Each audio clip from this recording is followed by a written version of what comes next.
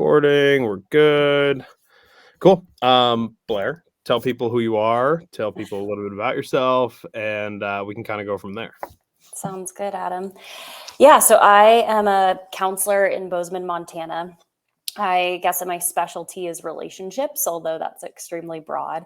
Um, Especially living in a smaller community in a rural location, therapists end up being generalists. So it's kind of funny to like put a specialty there. But a lot of my writing and studying has been around couples and family counseling. So yeah, that's a piece of my work. But then I guess like who I am outside of work is an adventurer, a partner, sister, all kinds of different things. So when I talk to people, I very much talk from my own experiences when I'm engaging in conversation, I guess, about relationships. But then I also like to get to know where other people are at in theirs and just have conversations about relationships, being outside, understanding the nervous system, all kinds of nerdy stuff that get me going, I suppose.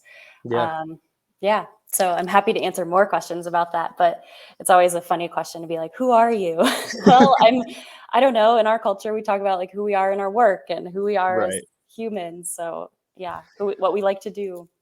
Yeah, I guess I never know how people are going to answer that, and that's kind of why I start that way. It's like, okay, philosophically, or like, who am I? Like, what do I do? Like, what, like you get all kinds of varying answers, and I think that's part of the fun of it. Yeah. Like I'm a goofball. I'm kind of a nerd. I don't know. Right. Yeah, I'm 5'8", and this is but so why don't you talk to me a little bit about like why you wanted to do this episode, why you wanted to have this conversation. I know like initially you reached out to me because of the Drew Peterson episode, which was a conversation that was it was difficult for Drew and I to have, but it was also like one of the ones where we kind of walked away from it and we were like, okay, it's a conversation that we're glad we had, right? Mm-hmm. So tell me a little bit about why you reached out and what specifically, I guess, you're looking for, I guess. Yeah. So I've been kind of on a mission, and it started over the pandemic to start writing and reflecting myself on relationships in the outside. It really started before that because I've been in relationships for, I'm in my 30s now. And so I've engaged in and out of relationships in my 20s, and a lot of them failed, and I couldn't really figure out why. And so I did my own deep dive while I was studying therapy and all kinds of things to figure out like, why am I in these dynamics, which I'm sure we'll get to. But one of the things that struck me about your conversation with Drew is just how little mental health is talked about, especially in the outdoor community. And that's what I love what Drew is doing is he's opening that conversation in such a deep and vulnerable and personal way to him. And I work in this world of mental health. I have my own mental health, and so I'm intrigued when outdoor communities and conversations start to happen around that vulnerability and sharing. And so that's what kind of drew me to, I think, to reaching out to you and continuing that, and maybe even offering some more from like, quote unquote, the professional lens, but also it's a personal lens. Like mental health is something that we all deal with. So yeah, I think that was a huge leaning for me. And I think it's just so important to keep reducing stigma and continuing these conversations. And so I was stoked that you guys had that conversation, and that he's kind of opening that world from the professional skier lens too, which is huge.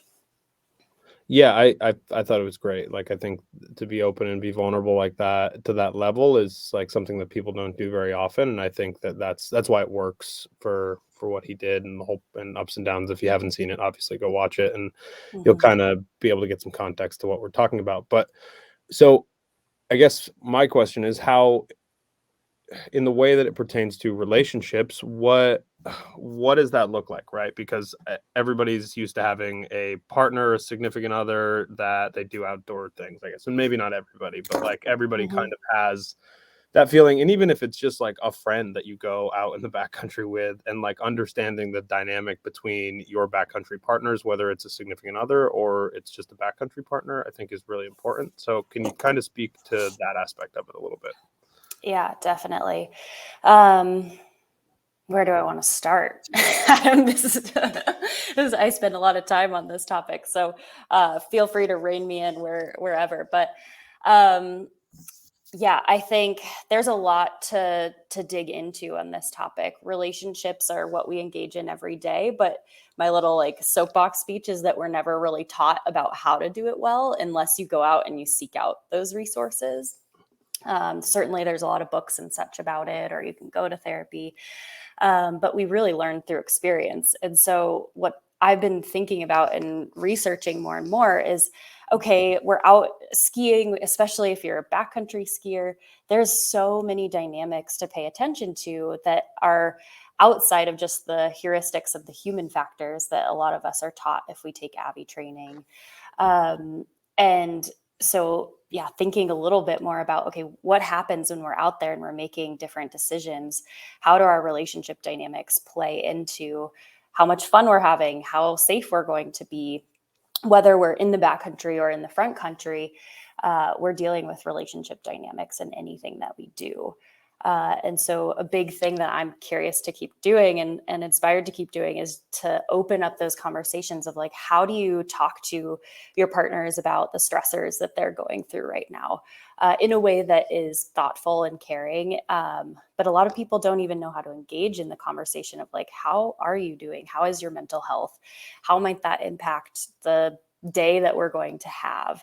How might that impact what kinds of terrain you want to be traveling into?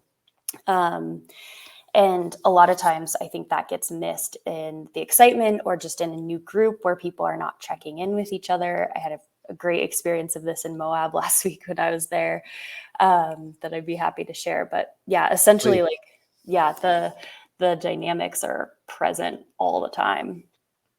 Yeah, if you want to share, please, I'd love to hear about it. Yeah, yeah. So, one of my good friends, Kirsten, and I had a great debrief about this. So I hope she's okay that I share it. But thanks, Kirsty. Uh, so my partner, my significant other, and I did our wilderness first responder last week in Moab. We were super tired because it's like 10 hours a day plus like Right. homework and quizzes. Really great. Highly recommend that experience, but a lot of work. So we haven't been on our bikes in a long time. And I was like, all right, Kirsty, I really want to get out, but I want to do a moderate ride today. I haven't been biking. I haven't done anything this year. And she was going to be up with some other friend. We're all going to get on our bikes together. Um, she came back and the friends of hers that joined us, they're like, oh yeah, we're going to go do the, oh gosh, what is it called? Everyone knows it. It'll come to me. Porcupine Rim Trail. And there's a ton of Okay, cool. exposure in that. Yeah, it's like, it was not the ride that I needed to do, first off. And I was like, okay, I did hear that the snow, like there's still snow up there. The La Salle still have a lot of snow. But I was like, okay, I guess we're gonna go try it. I did not advocate for myself. I just like kind of went with the group because then I was kind of under the guys of the group. And partway up, we're like meeting snow. I'm like, guys, I don't know if this like looks like a good idea. Um, I'm not sure if I'm really up for this today. But again, everyone's just kind of like, yeah, let's go, let's do this. I'm like, all right, I hop on my bike and we go. And we're riding, and I'm just like slower than everyone, which is always the most fun. And just like not feeling very confident because here I wasn't like engaging in my own voice, my own ideas about what I needed, and kind of going along with the group mentality and group think. And so we're going along, and I kind of like, I wear cleats, which I don't know why I still do that because I fall every time with my bike.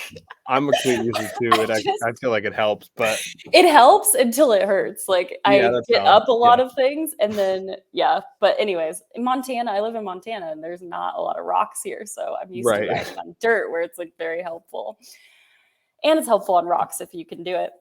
Anyways, I fully fall over like multiple times and create a nice galaxy of bruises on my left side. And then I'm like really shaking and just like, God, why am I doing this? And I like meet the group. I'm like, okay, hey guys, I think Nick and I, my partner, we should slow down. We should probably like split up so that I can go my pace and you guys can go your pace. Kirsty and her friends are just like amazing bikers. She's been racing, she's been doing all these amazing things. And she's like, no, we should stay together. Let's just do this. I'm like, great. Like, here I am just trying to like keep up. And the whole day, my headspace was just like trying to keep up and not really like in my own confidence. And so, yeah, I was much slower. We made it through the ride. I just walked a lot of it. I walked a lot of the like exposure part that has this nice cliff to the right for like what seemed like a mile. I have no idea. Concept is not like something I Seems had like at that forever, moment. especially if you're on and off the bike a lot. Oh yeah, it's just a nice hike with my bike that day.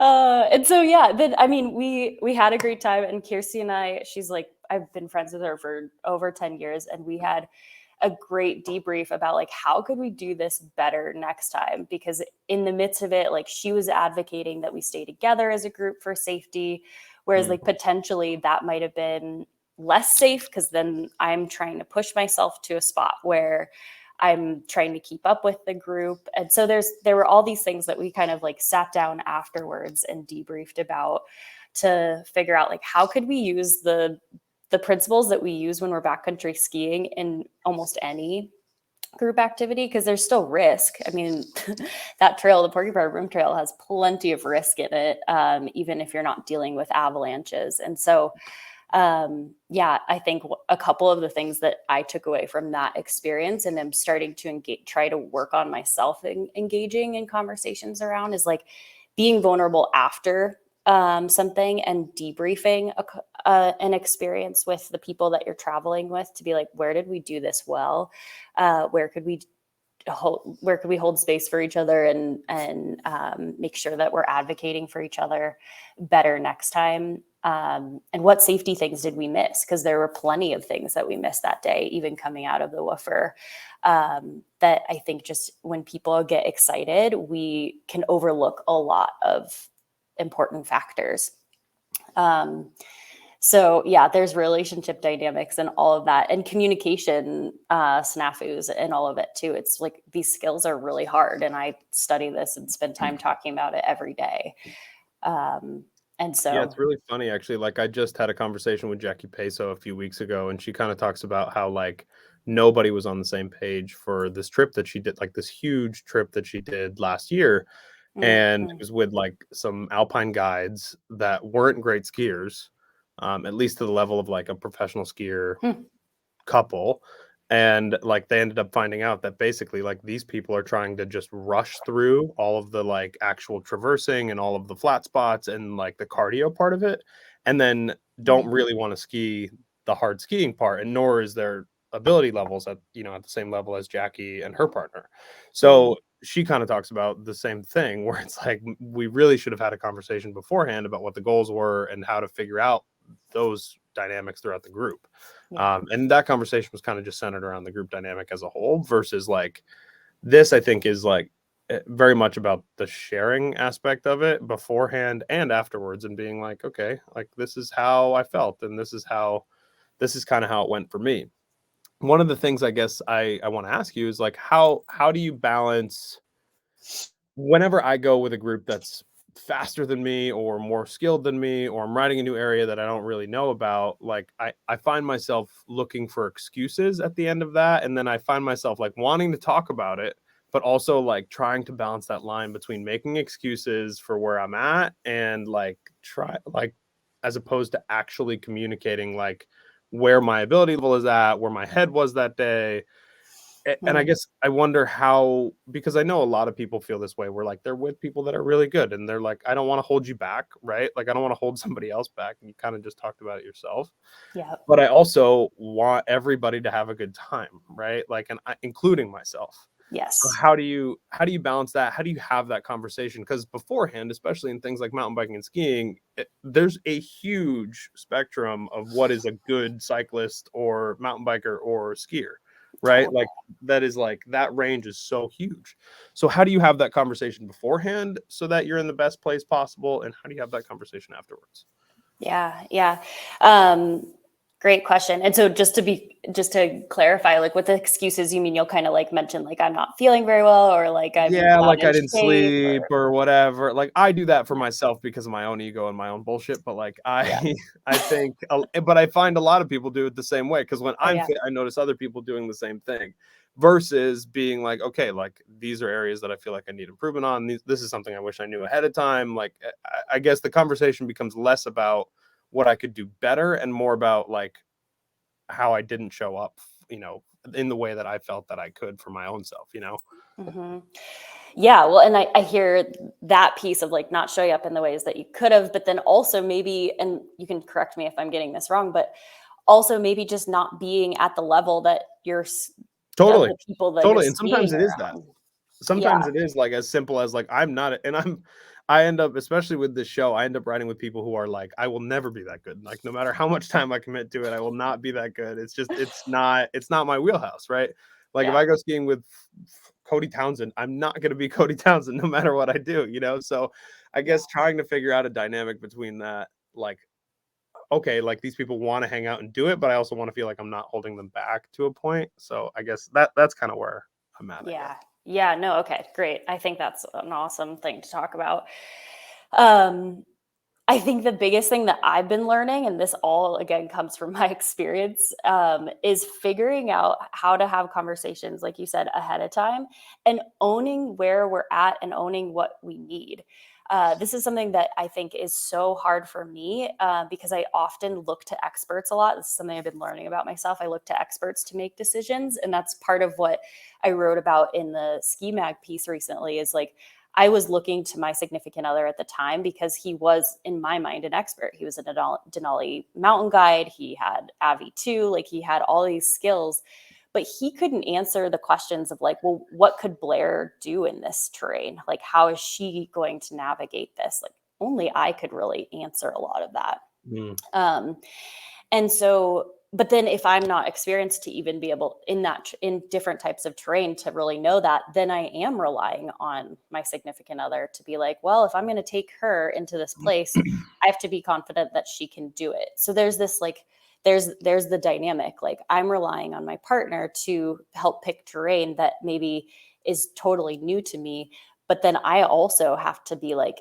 here's what I know I can do. And there's this like both and situation that I think comes into whether you're skiing with a significant other or a big group is like, can we actually own, not from a place of excuses, but from a place of power to be like, hey, I want to go out and ski with you tomorrow and I want to do this terrain. And like, I don't have the greatest fitness right now, or like, there's a lot of stressors going on in my mind this week that may be hard for me to fully make all the decisions that are helpful to keep you safe and me safe. So like how can we really show up when we're backcountry skiing or doing any activity and be honest with each other about where we're at and how that's going to impact the day, and then letting both people or the group make decisions about what they may need. Maybe that means that like you don't go out with Cody Townsend today, or like I don't go to these like huge big coolers that maybe I'm not ready for, but maybe we can make a plan for that in the future. If Cody like really wants to get after it today, or maybe he's like, cool, man, whatever, we can go do this thing and let's see how you do and let's check in along the way. I think it's just there's so many decision points that are possible that we just glaze right over because we Right. make a decision and then we go for it. And that's, I mean, that's some of the feedback I think that psychologists and counselors are starting to bring to this field. Dr. Sarah Boylan is one. She's a psychologist in Montana, and she's been doing a lot of speaking about like how does psychology enter into this type of terrain. And she's like, we need to have multiple plans for the day, and don't do plan A or B, do plan N or K, because our brains are wired to think that one is better than the other. Like, so if we're like, okay, we're going to go ski this really cool objective and now we're all set on it, then if we find information along the way, we're going to keep trying to confirm our initial bias of like, yeah, we want to do that thing. Mm. And so bringing these conversations, but also the flexibility to be able to make decisions along the way is so key, I think, because I don't know for you, like, but my mood will change throughout the day, or my For stoke sure. level will change out throughout the day. Or maybe we get to a certain terrain feature and I'm like, whoa, this is so far out of what I was anticipating for what we were going to do today. And the group train is like far ahead. And I'm Right. like, wait a second, guys, like we've missed a huge warning sign, or hey, we've missed a huge like skill jump that I wasn't aware of. So it's hard. It's really hard. But I guess the biggest way I'm answering that is like, how can we have conversations from a place of power rather than that excuse, or kind of like, Right. um, yeah, just trying to keep up in a way that may not actually be authentic to where we're at. Right. Yeah, I guess one of the things too that I always find myself, especially like dealing with the depression aspect of it, is like sometimes I just get there and like everybody's so stoked to go. You don't Mhm. want to be like the person that's like down, like because I don't want to ski every. It's like that's one of the things that people would tell me all the time. Is like go skiing, skiing fixes everything, or go ride your bike, like you'll feel way better. And it's like it's Mhm. true, but it's not true. You know, Mhm. it's like Mhm. in the moment, I don't want to do it at all. Like I will go do it sometimes, and sometimes I will feel better. But there's a lot of times when it's like I'm not in it because like it's Mhm. just not where my headspace is at. So in a group or with a significant other, it brings more complications into that, I think, than even if you were to just go ride or ski by yourself. And that's where I think a lot of people struggle, is because you're supposed to be excited about these things, right? Like Yeah. you're supposed to be like skiing is supposed to be the end all be all. And you see this all the time where it's like skiing or nothing else, or skiing is life, or it's like this kind of stuff is so pushed in society and in especially in ski culture, and I imagine even more so in a place Mhm. like Bozeman.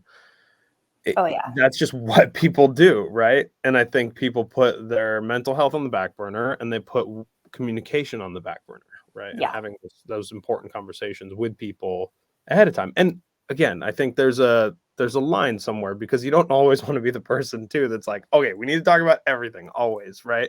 You kind of need to I find don't that know if balance people, between I like, am. well, that's great.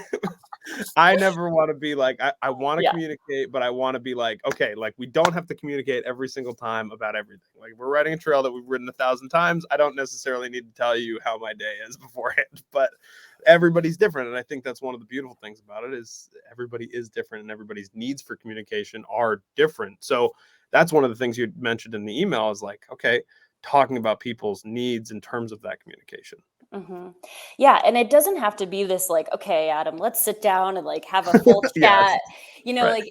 Like, communication, just in the ways of like, it can be so spectrumed, like, we can Right. really dig into things, or it's like, let's have a process, and I think this is the thing that I'm trying to work on streamlining, and I'm not there yet, but how can we have a process for checking in with our partners, especially if it's a newer group that you're going out, that there Right. may be more communication that's required versus somebody that you've been out with 100 times.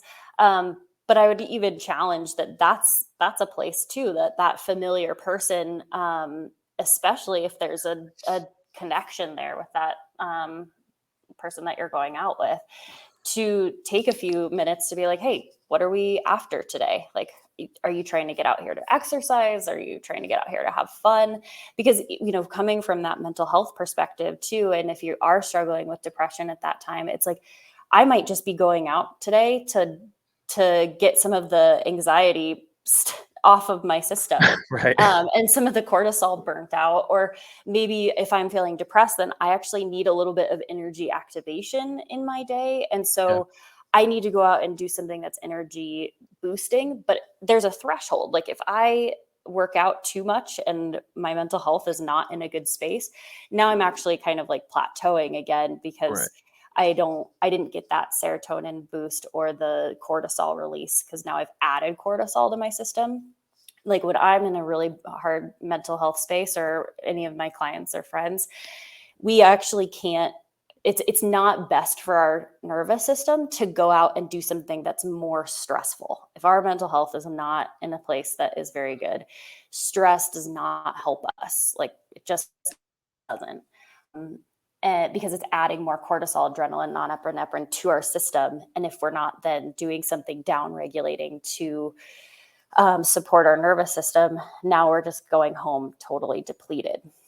Whereas Right. sometimes, we're going out there and we're having a great time. We feel laughter, we feel joy, and we've exercised a little bit and gotten our body moving. Like that can be so rewarding and helpful for continuing to pull us out of a depressive episode or down regulate from an anxious episode of some sort. Right. And so those are some of the things that I think about is like, can we even just check in with our outdoor partners about what we're looking for out of the day to make sure that we're on the same page. Yeah. Yeah, I think that's huge. And one of the so just backtracking real quick, can you explain to Mhm. people what the need for cortisol is? Because I don't know that everybody actually understands like the actual chemical side of things, including myself, by the way. Like what what any of this is. Yeah. Yeah, totally. Okay, so I think it cut out just briefly. So can you ask the Yeah. first part of that question again? So basically, I'm looking to know like what is cortisol? Like what's the Mhm. benefit? Like what does that mean in terms of like feeling? How does that translate into like real human words for people listening? I guess. Totally. Yeah. Thank you for stopping me because we'll just Yeah. go past that. Okay, so cortisol is a stress hormone. Okay. Same with adrenaline and non-epinephrine. Essentially, our nervous system does this thing that when we are in a fight, flight, or freeze state, which is where our body's thinking like there's some sort of threat, um, our nervous system will activate. And so it activates by releasing a lot of those hormones. There's more to it. I'm not a neuroscientist, so I won't bore you with it. Yeah. But those are some of the main three. And they do that to make us hyper focus and give us the energy that we need to deal with the threats that are around us. So um, if you're out, like for instance, with the Porcupine Rim Trail, because we were talking about that, like my stress levels were probably moderate to somewhat high at certain points of that because I was in terrain that scared me. It was a little bit outside of my ability. The threat partially to me was that I wasn't keeping up with the group, and I have a Mm, value of social belonging, um, and wanting to continue to be within the group, which I think we all do. It's a very much a social creature need of ours. And so those were some of the threats like going on that were increasing my nervous system activation. And so I was like working really hard to get to meet up with that group when they're all waiting for me or whatnot. So my body's increasing my cortisol levels at that point in order to help me. And sometimes stress is a really helpful thing. But if you are struggling with mental health, then your system is either already super, super high. So, like if you're really anxious, you're already activated quite a bit, very often. Or if you're depressed, your nervous system is actually in what's called like a shutdown mode. And it's a place of protection. Like our nervous systems can't take on anymore. And so our whole system just kind of like shuts down and we don't have as much functions in regulation of sleep or all of the digestion or even our immune system can be lower when we're depressed because there's so much energy going to fighting what our brain and our body is thinking is going on. And so we're shut down. And that's sort of the difference, I guess, between kind of anxiety and depression as far as it mm, comes into our nervous system. And so when we are out and about, exercise for mental health is slated as really helpful to help boost serotonin, which is another it's both a hormone and a neurotransmitter that helps us regulate so many different things. It regulates digestion, it regulates sleep, it regulates our mood. It's like sort of this magical thing that is in our bodies and in our minds. to help us do a lot of different functions. And exercise and human connection and certain foods are all serotonin boosting. And so those things can be helpful. But if our exercise or our connection continues to be stressful, we're actually not getting the benefit that we need from that activity. And so it's sort of like on a spectrum, and it's different for everyone. What is a stress reducing activity and what's a stress inducing activity? And it could depend on the day, the moment, all of those things. But we are ideally, our stress hormones are meant to be temporary. They're not meant to be long term, and so our body needs to fight them off. So the best analogy that I've heard about this is like, we have a lion that enters our like tribal community, and we have a huge stress increase of adrenaline, cortisol, and non-epinephrine. And our community or ourselves, we figure out how to avoid the lion. We either fight, flight, or freeze, depending on what our body thinks is going to be the most successful. And then once we survive that threat, our body down regulates into our rest and digest zone, which is our more complex systems coming back online. And that cortisol is down. But usually our cortisol is also burnt off by doing something, like we've moved in some capacity to get out of that situation. And so that's where exercise is actually really helpful with cortisol, is it moves that energy around our body and helps us release it. Tears also release cortisol. There's a lot of stress reducing things. And then we can come back to that rest and digest space in our body, which is actually where we should be most of the time. In our culture, we love to push that and be in the stress zone way too much. And so some of us actually like don't know what rest and digest really feels like, which can be really hard. Yeah, I feel like that is that's a very valid point. It's where a lot of people exist because, and I think that's part of the culture, right? Especially, and maybe this is a generalization. I Mhm. feel like it happens more with men because there's this big push where you're like, okay, like I need to just work out harder and that'll fix my problems, or I need to just go do more stuff. I need to add more. And I'm like a huge this has been one of my biggest issues for my entire life is I just will stick more and more and more and more on my plate because if I'm not busy, I find that I don't value myself and my time nearly as much, right? Like I Mm, don't value what I do as much if I'm not filling every second of every day and I don't get that same rest and digest kind of like I don't get that time to actually just like sit and be with myself for very often. And I you're right, 100%. Um, so I guess I kind of want to ask a couple follow-up questions here. I don't have yeah, a please. ton more time, but I do want to ask like what can be done about that side of things? Like what can be done about the communication aspect of it? What can be done for people that are kind of trying to figure out how to balance themselves, not just like on the day to day, but like with their backcountry partners and with their outdoor partners? Like what do people do? Because talking about it is a very like we talk about it, right? But Mhm. it's a really difficult thing to do. And I can tell you firsthand, like when I first started talking about where I was at, my depression, all this stuff, like it was not, it was like completely nerve wracking. So even having something as simple as a conversation of like, this is where I'm at and assessing your own situation can seem extremely difficult to someone that hasn't done it. Yeah, totally. Um, I definitely want to honor that it is hard, especially if that has not been modeled for you, or for anyone, which it often hasn't, of like, how do we have these conversations? And I think that's where a big push for me is like, can I inspire and can we as a culture in the ski industry or in the outdoor industry start to model this differently? Like, can there be leaders where we can show up, whether it's Drew or one of my good friends, Vasu, like having these Yeah. conversations where we can start to model vulnerability in a different way. And especially men, like, yeah, we could have a whole conversation about masculinity and how that impacts ski culture differently. But I think a lot of it is taking the first step. One of the things I stand by is that vulnerability often begets more vulnerability.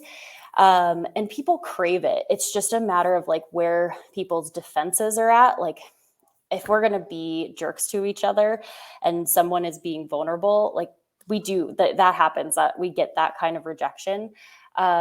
It's often coming from a place in that other person's experience where there's a defense or a guard that's protecting something in them that is too hard to look at or is too difficult to see at that moment.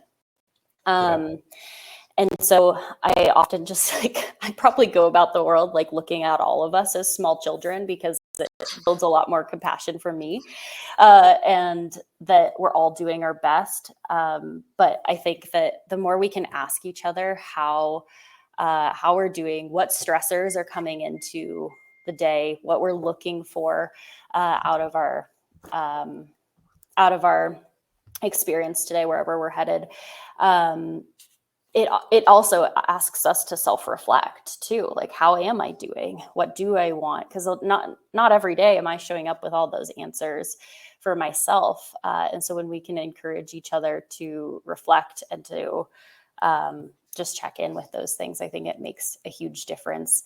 And meeting each other with empathy, compassion, and validation. Like, we do not need to tell each other that our experiences are not real. Like, that does not help us at all. We don't need to fix our friends.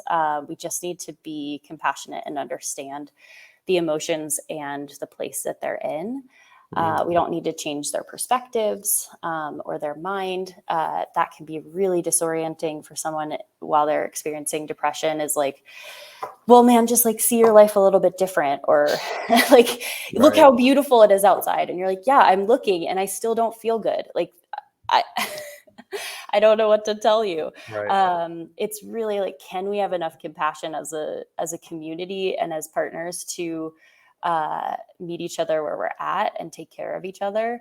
And also, like, my own responsibility too is to be sure, like, when I'm having emotions or I'm having a bad day, having the confidence, and this is a really hard skill to build, to stand up for myself and say, like, this is what I need. And I know that means that I'm not going to go on the bike ride today or the ski trip today, and that sucks. I'm going to go do something else if that's the case, or just kind of knowing how to advocate for ourselves, and setting those boundaries. And how you develop that is really through a process of like reflection and onboarding a therapist or whoever you need in your world to help build that. But it's something that I hope we can keep kind of collectively pushing and inspiring each other to do. Yeah, for sure. Blair, this has been great. Can you tell people, first of all, where people can find you, on social media, your website, the whole deal? And I'd love to continue this conversation a little more at a later date too, like, because I think there's so much that we can get into here, and like, I'd like to give it more time. So where can people find you? Great. Yeah, so I'm on social media, Open Routes underscore adventures. So Open Routes is ROUTS instead of roots. And my business is Open Routes Adventures.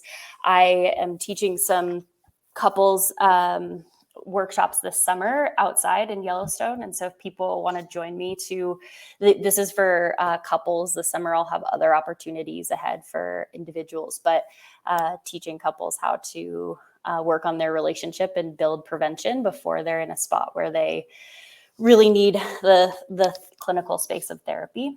And I'm doing a lot more writing, so I try to keep all of that on my website at openroutesadventures.com.